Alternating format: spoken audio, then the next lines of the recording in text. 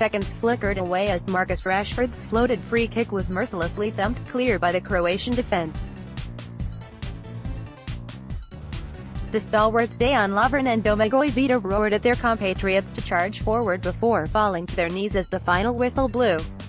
The Balkan nation was going to the World Cup final and England were out. The country had joked, then began to believe, that football was coming home, but as the sun set on a warm July evening the dream died. The skies began to cloud over on what had been a seemingly never-ending summer and the first droplets of rain in weeks began to fall.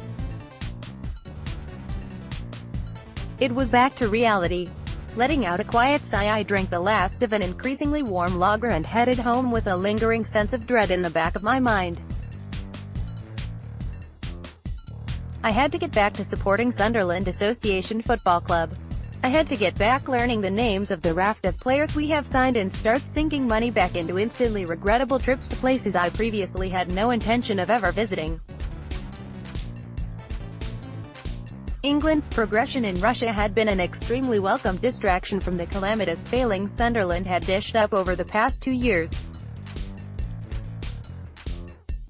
Despite the perceived positivity regarding the takeover, the replacement of pink seats and the transparent nature of the club, it has been hard to detract from the position we are in. Having been preoccupied watching France and Belgium duke it out in a World Cup semi-final, I had completely missed that Sunderland had kicked off their pre-season campaign with a defeat at Darlington, the mighty, part-time Darlington.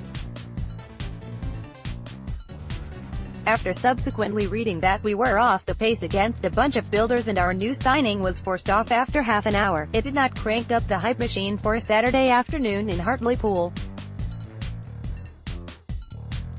Alas, this is the bed I made for myself, so I guess I better lie in it, board this megabus to Middlesbrough and stop moaning.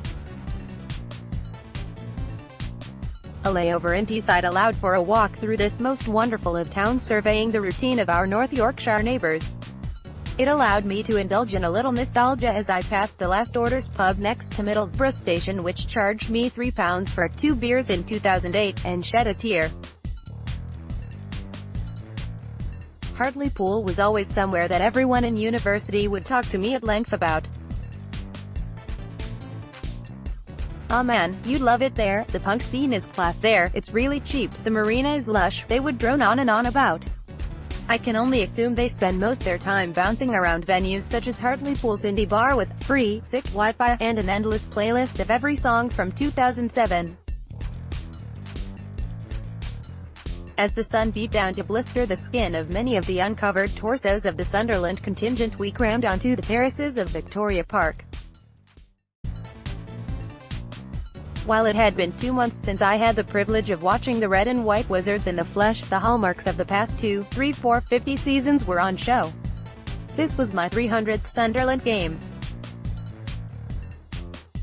The 300th time I stood on and watched passes be misplaced, stodgy and limp attacks, absolutely no end product, defenders looking at each other like they'd met in the car park half an hour before kickoff. It was a perfect microcosm of over 20 years of watching this red and white shower.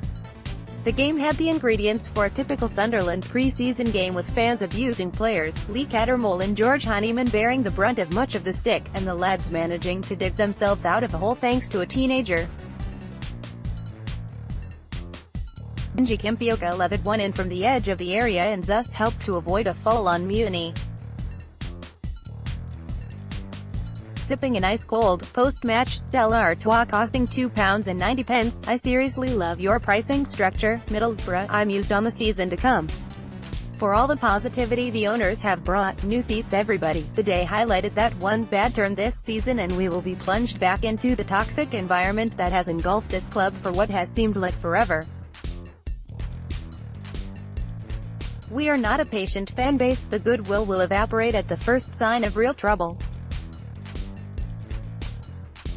I just hope the ownership is prepared for this and will know how to handle it when it inevitably comes to pass. Already missed the World Cup.